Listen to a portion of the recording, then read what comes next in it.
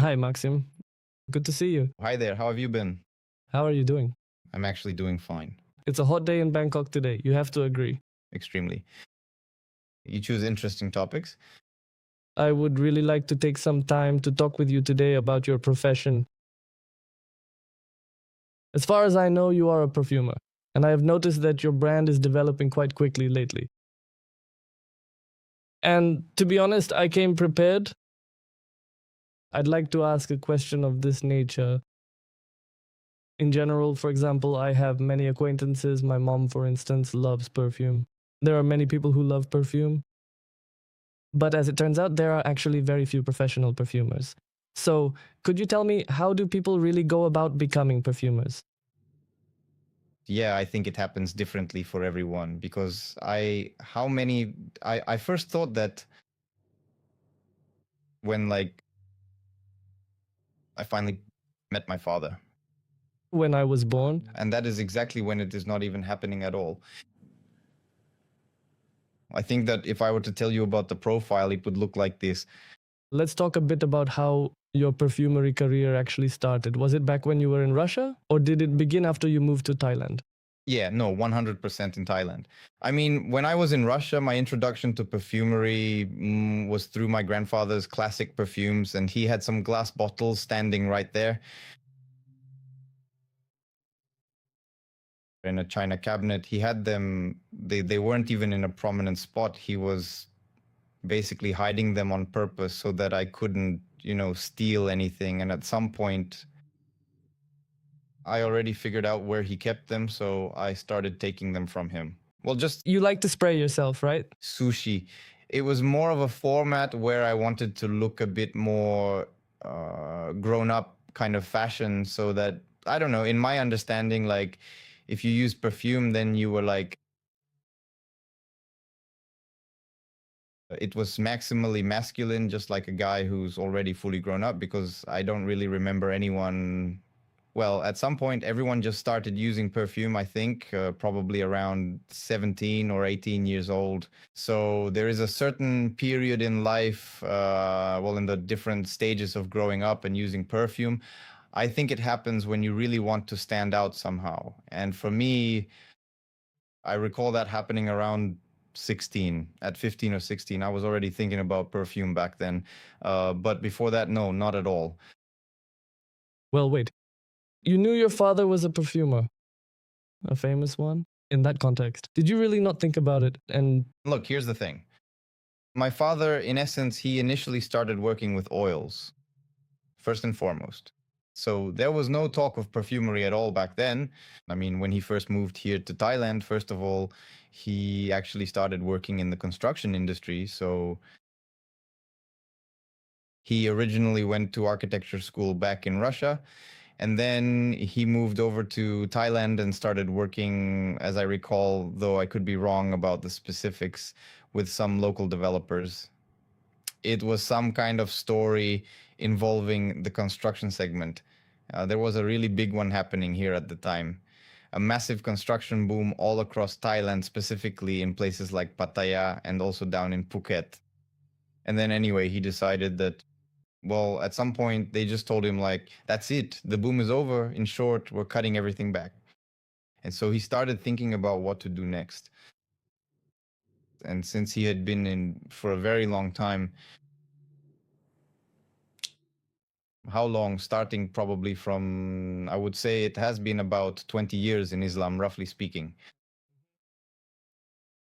Around him, I think that often these specific items were actually there. Well, such a supply, was always readily available. Eastwood. Infected. And so it was through this very specific topic that he eventually met Adam. Adam is actually his close friend. He has become one now. At that time, they just met at the mosque. If I'm not mistaken, this is a native Adam. Well, Ashina there, that is, who is the water richly Dori brand. They actually met each other quite some time ago, even before they ever started working with perfumes there. Essentially, they were just starting something like that. And Adam, at that particular time, was really eager to get into the world of oud. That is actually how they first met at the mosque.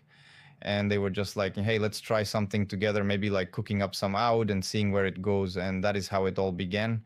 It was a truly interesting topic. It was a really fascinating topic for him, and together they started, distilling some of those first oils. And I, at that time, I was maybe 16 or 15. I was just, well, not really there mentally. My father would call me up and say, "I'm working with oils," and for me, it was just like, okay, I don't know what that means. Well, like it just didn't register. He could have just as easily said, "I'm an astronaut," that kind of story. So for me, it didn't really mean anything at all. Like, what oils? I mean, he didn't just start explaining right away. He began by telling me that there's this specific type of tree that grows primarily in Southeast Asia, and that is actually where they get this from. Pleasure. That Tree. I forgot, to be honest, Acularia, something like that. It has a name. variety, you mean? I mean, no. Out in general, it actually has a name. Latin? Yes, the Latin name Aqualaria, something like that. I, to be honest, also don't really. I remember that. And so he started telling me about how it grows here, how the oil is extracted from it in general, and so on. To be honest, back then, I just the emotion I had when he was telling me all this was that it was like he was some kind of craftsman or something like that. That was the feeling I had. In reality, he was telling it with a lot of interest back then. I clearly remember that this really consumed him. I mean, he was saying, "Yeah, that I've been doing this for the second week now. I'm just watching, how the fourth drop of wood falls from the boiler." And well, he was constantly, he had to be there during the process. I mean, he didn't leave the boiler. He was literally sitting there waiting for every single drop. Yeah. So, and well, as for me, again, coming back to myself, at that moment, I was just like in school, just, curious about what my father was doing, and that's it. And I was far from perfumery. And only later, after how many years, maybe 4 years, somewhere around 19, yeah, at 19 years old or 18, my father had already launched his own brand, and it was actually 2 full years after he had launched it that he finally told me about it. I mean, for the entire first year, he did not even talk about it at all, that he had launched his own brand. It was all just very organic. Like, he would just say, "I am working with oils." And so I just naturally assumed that he was simply working with oils. And at some point, he was like, "Oh, I actually have a perfume brand. Like, I launched it." He was back then. We're kind of jumping around topics. I feel like, I don't know.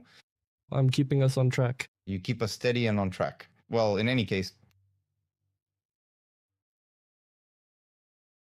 with my father, it turned out that he didn't come to Russia for a long time, a very long time. And back then, how long was it? He hadn't been to Russia for 8 years. And there was this year when he came to Russia, basically.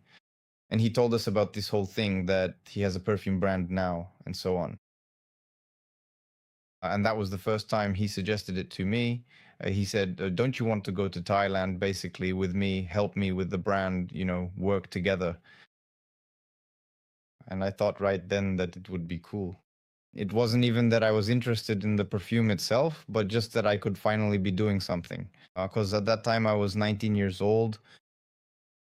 I also, at that moment, I remember again, I also called my father back then before, like finishing school, and you have this fork in the road. About what to do in life. And I was lucky to have friends around me who always wanted to do something and were constantly going somewhere new. I had zero in my head. I just wanted to hang out there, well, party. remember, at 19, you don't understand. You just go by inertia. Yes, absolutely. And you, accordingly, on one hand, had a choice to stay in Russia and continue your studies there, or go to your father, work with your father. Yes, yeah. And he was already a famous perfumer back then, if I'm not mistaken. Well, at that specific moment, he was really just starting out and his popularity was beginning to grow. I don't know. It's hard to say if he was famous yet. I really don't know. So that's the kind of moment for me. Because we sell everything online, yes, so we mainly focus on our online sales, and sometimes we also go to exhibitions.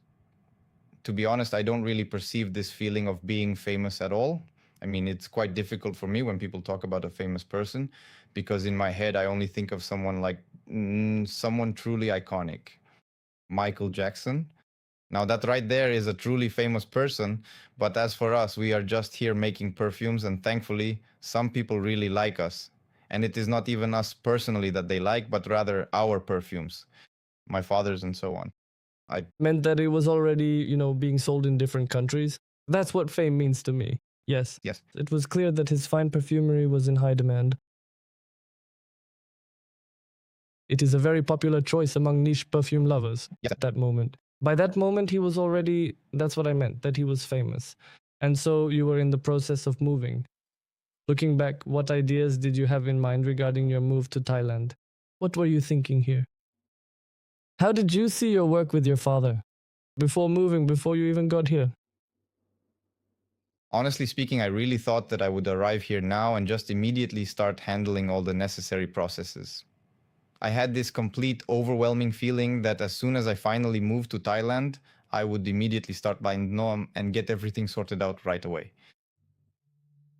Handling all the processes. I mean, not step by step, but as if I would just soak everything up like a sponge and quickly start doing everything there, making perfumes myself and handling some business processes. I mean, everything.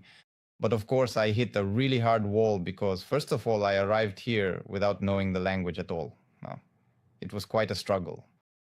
How old were you? 19 years old. 20. Well, it's something like that, I suppose. I actually moved in during the fall, so I settled in back in September, and then my birthday came around in October. So, like, I was turning 20.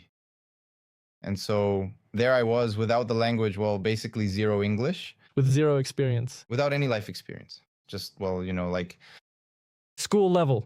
And that's it, basically. And I was, of course, a bit surprised. First of all, I immediately had culture, just a total, absolute shock. Standard, yeah. Secondly, I was thinking there somehow in my head, there were some, our initial thoughts that we had discussed earlier, just to clarify. When you think about business in general, when you're far from it, what's in your head? Well, at least that's how it was for me. About some Google corporations, that is, you have an idea about some big structures where everything like works. Office plankton.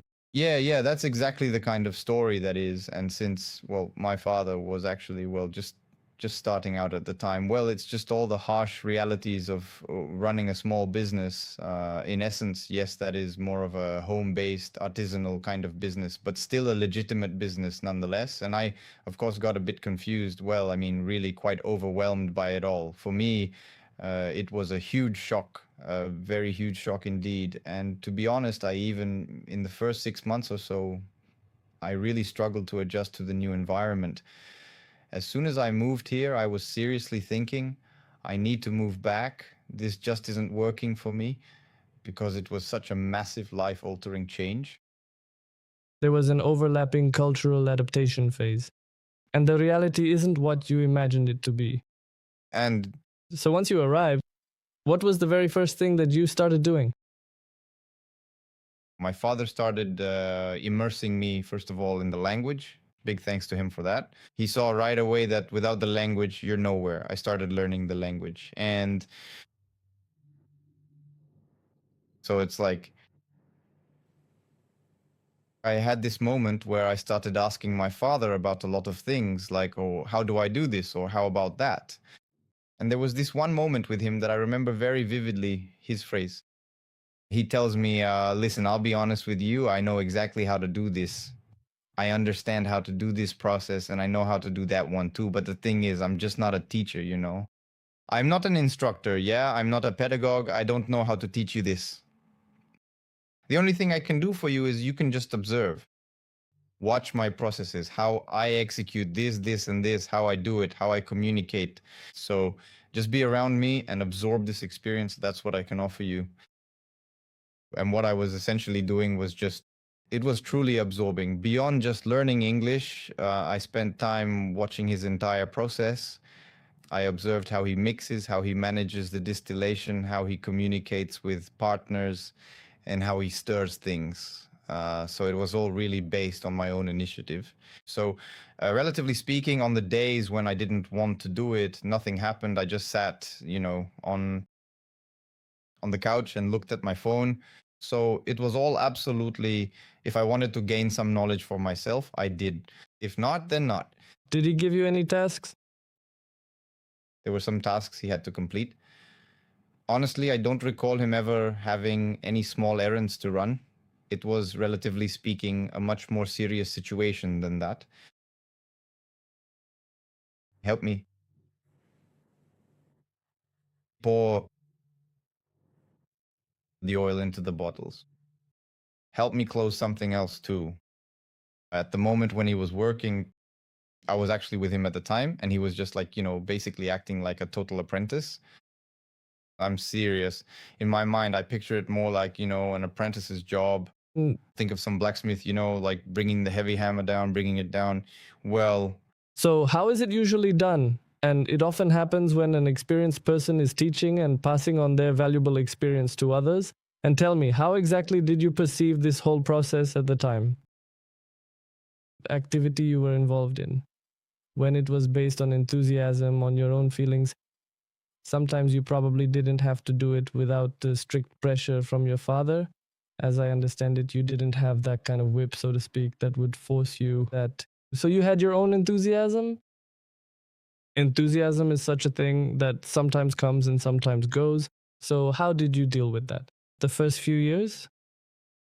Well, I had a distinct period in my life when, in the first 6 months or so, I had just arrived in Thailand. And after that, I went back to Russia for 2 months because it was tough. How long?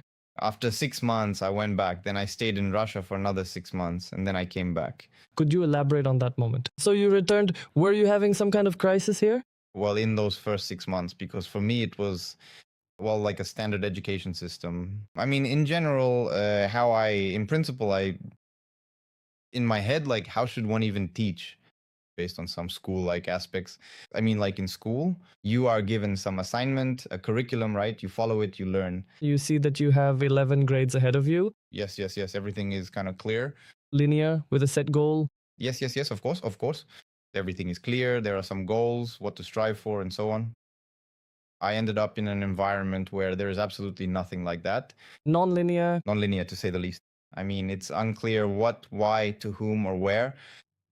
And what will happen. And what will happen, yes. I mean, I was absorbing all of these things natively, but in my head, well, let's just say I really didn't even have any concrete plans for myself. I mean, it was hard for me to imagine what I would be doing next. Like, yes. What will I do next? Will I be a perfumer? Will I be, a businessman? That moment was unclear.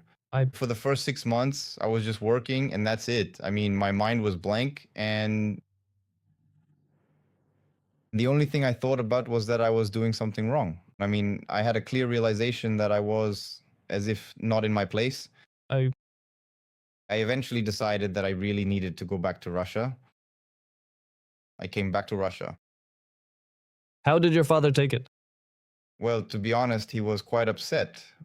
He was really feeling, very disappointed by my decision. He tried to talk me out of it in every way, saying like, well, stay a bit longer. You haven't understood it yet. You need to stay a bit more. And why did you go?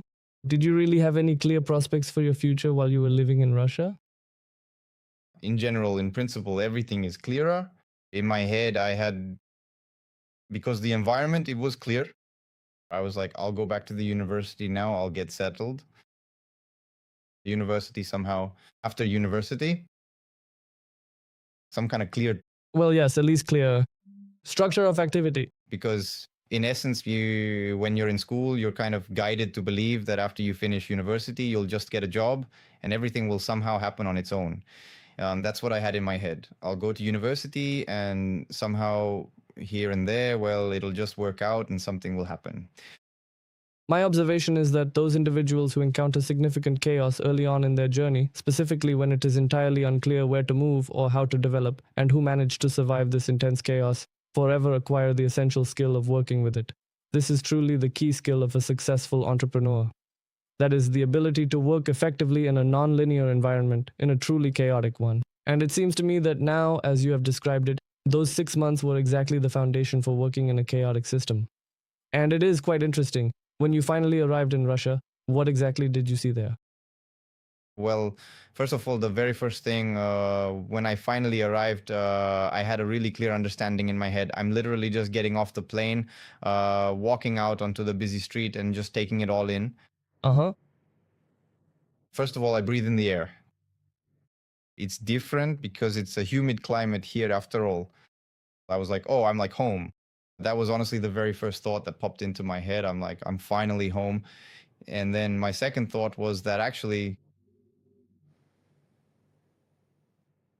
I'm doing something completely wrong. I mean, I seem to have come back. I seem to have wanted all of this. And here I am on the ground. And somehow, immediately in my head, a clear understanding that literally, as soon as I walked out of the airport, I needed to go back. I don't know what that's about somehow. I mean, it just came naturally. Then that same day, I met up with friends, met with my future wife, who was my girlfriend at the time, met with everyone. It seems like, brother, I'm happy. I haven't seen everyone in a long time. And Achieved what I wanted. yes, I arrived. And somehow with the university, it also worked out quickly to get reinstated. Well, there was a clear understanding in my head, no, I need to bolt back. Well, I mean, I need to move back. Why was it like that? Because that is exactly when this whole thing started. And honestly, as I am thinking about it right now, I realize I have never really processed it that deeply in my head, why I decided to go back. And now reflecting on it, I realize that probably the most important thing is that very sense of linearity, it just became incredibly boring over time. I mean, I encountered this rigid linear structure right after the chaos. It was like every single day there was some kind of new challenge, even if it was just a small one. When I arrived, When in chaos. yes, in chaos, every day there was some kind of small challenge. And it's very interesting. Well, I mean, you're really living through every day, and it's actually very interesting. Even if it's boring, yes. And it seems like you're not doing anything. Actually, It's unpredictable. unpredictable, yes. And here it turns out that I've arrived in my own environment where I'm getting onto familiar tracks. And The environment is inert. yes. And I got this feeling, a clear one, that in order for me to truly achieve something and to really get somewhere, I need to live for at least 20 years. That is, I had this deep feeling that I needed 20 years to build something up. And in Thailand, Satsun? Faster. Yes, that is, it's as if some kind of growth was happening faster for me there. Well, in fact, that's how it was. So you started learning languages, yes, studying perfumery. This really gives huge growth to neurons in the brain and new connections. And so looking back, how much time did it actually take you to reach that final decision? Yes, and how long did it take to return? In fact, one day, really. But you tried there. I tried there for half a year, but actually, those 6 months, I was more like gathering my courage. How to say it again, like call our people from there and say, I'm coming back. How to tell my family and loved ones that, no, I've changed my mind. That was emotionally difficult for me. Plus, you had to leave everything behind, moving away from all your friends and, of course, from your girlfriend. And as far as I understand the situation, at that specific moment, you just weren't in a position to bring your girlfriend here with you yet. I wasn't. And that just was the motive probably for you to move at some point. Well, okay, we'll come back to that. So after how long, you say, a couple of months or half a year, did you return? It's been half a year. You eventually returned to Thailand and your father met you right here with such great joy. With lots of warm hugs and kisses, speaking in a very general sense. But you no longer had any doubts that you were right. I mean, I came back and I was like, well, everything is clear and understandable. And I returned immediately with like very strong enthusiasm. I mean, it was like, so while I was there in Russia, I was thinking I need to do this here, do that there. I mean, I really started to build my own path there to like carve out this special place under the sun for myself, so to speak. Yes, it was truly my own path. Proactive. Yes, quite proactive. And you should really focus on directing yourself in that specific way.